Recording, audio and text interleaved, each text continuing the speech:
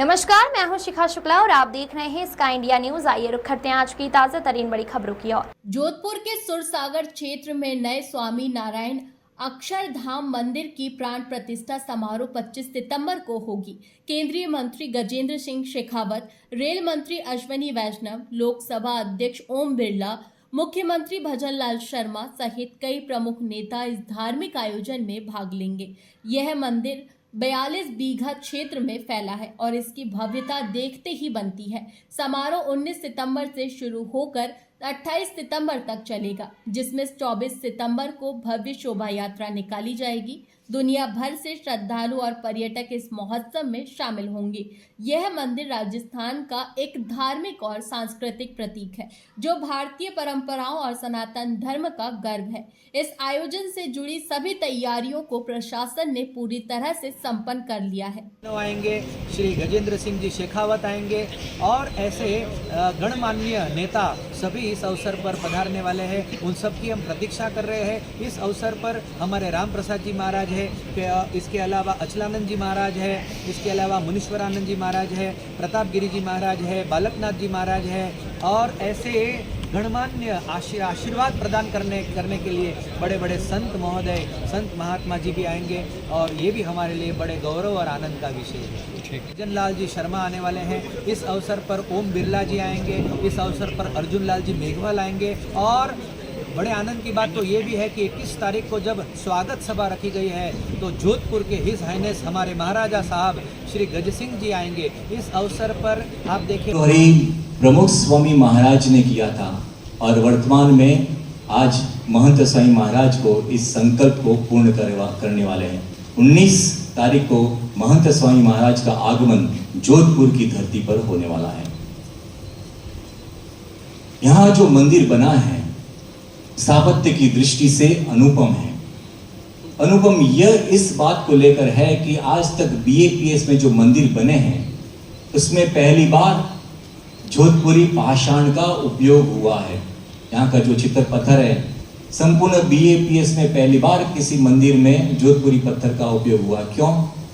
क्योंकि यह पत्थर यहाँ के वातावरण के अनुरूप है।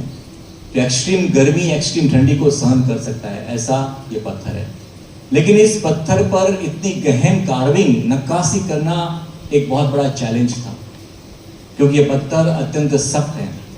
लेकिन इस असंभव को संभव, हम जानते हैं कि गुरु हरि की आज्ञा से मंदिर के कार्य में जो संलग्न संत हैं, अगर उनके विषय में हम जानेंगे तो आश्चर्यचकित हुए बिना न रह पाएंगे। मंदिर की सेवा में रत जो संत हैं उनमें से कोई इंजीनियर हैं, कोई डॉक्टर हैं। इंजीनियर भी आईआईटी से और मैनेजमेंट की उच्च संस्था आईआईएम से एमबीए हुए संत,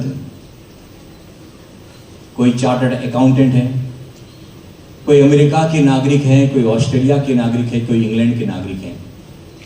ये सभी युवा संत, ब्रह्मचारी संत गुरु हरि महंत स्वामी महाराज की आज्ञा से इस मंदिर महोत्सव को सफल बनाने के लिए छोटी से छोटी सेवा कर रहे हैं। आप देख सकते हैं, केवल संतों का ही समर्पण नहीं, यहाँ के भक्तों का भी उतना ही समर्पण है।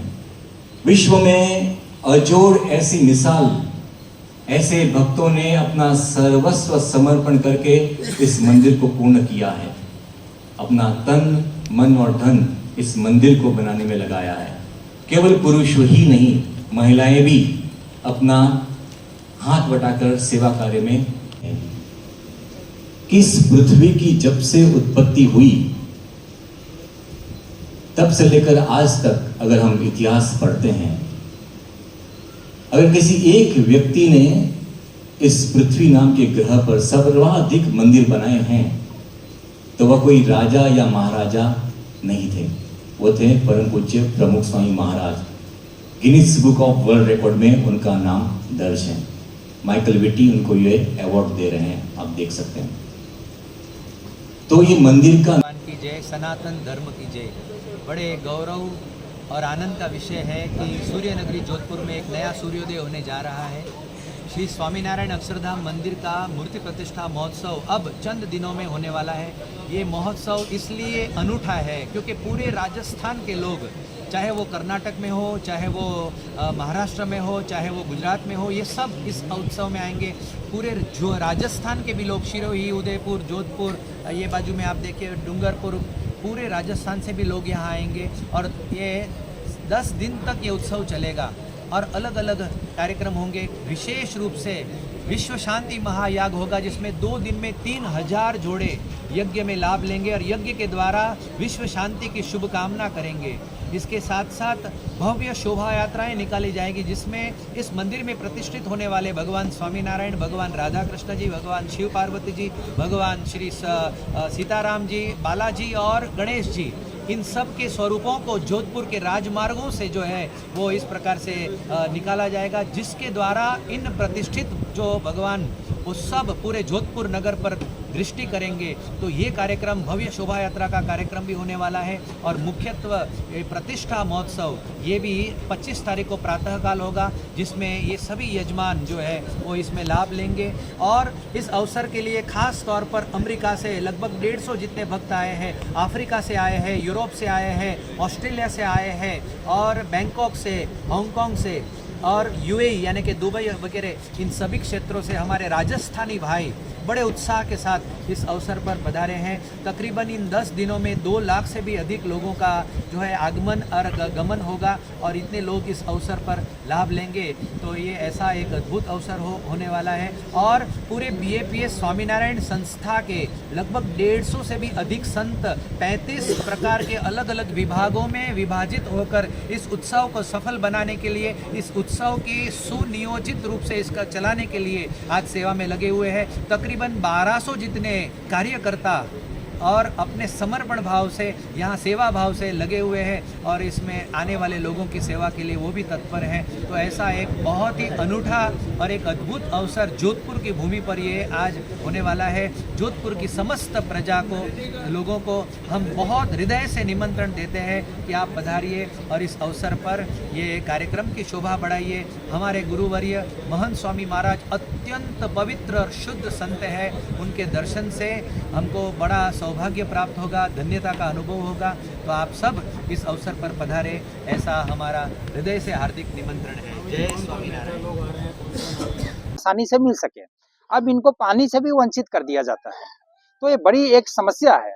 दूसरी बड़ी समस्या यहाँ पर ये है कि जो बिजली है, गांव में बिजली तो ला दी जाती है, लेकिन ज्यादातर ट्रांसफार्मर ये देखते हैं कि 25 kV की लगाई जाती है। जो ये 25 kV का ट्रांसफार्मर होता है वो इंडिविजुअल होता है, किसी को अकेले में चाहिए, पर्सनल चाहिए तो उसके लिए रहते हैं।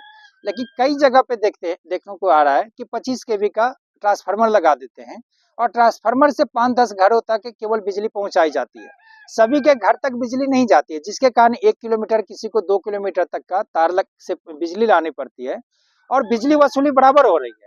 तो तार का जो खर्चा इनका आता है 2 फेज का, वो करीब 5000 से ऊपर चले जाते हैं, क्योंकि अगर उसको नया खरीदते हैं तो हमारा ये कहना है कि अगर खुद के ही पैसे से सब कुछ लाना है तो आपकी बिजली बिल क्यों वसूल रहे हैं।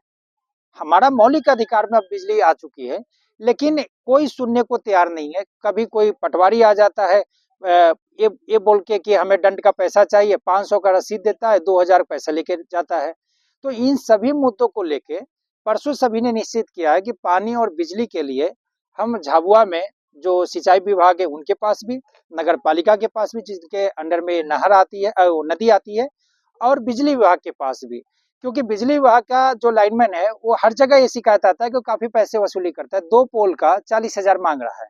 अब खुद से भी अगर पोल बनाया जाए तो 10,000 में एक पोल बन जाएगा, लेकिन फिर भी वो 40,000 मांगे जा रहे हैं एक गरीब लोगों से, किसानों से, जिनके पास कोई बड़ी जमीन नहीं है।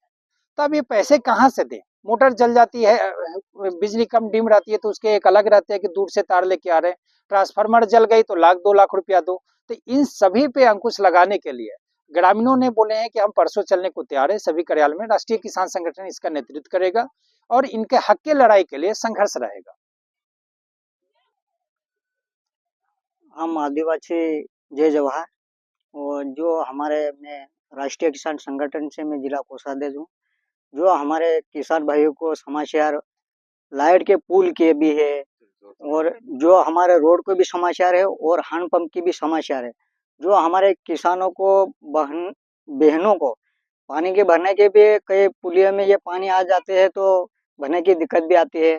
जो हमारे माता जी के लिए भी यहीं जाने के लिए भी रोड की भी निराकरण कराने के लिए सारे हमारे किसान के साथ हम ये समाचार है हमारे के मामले।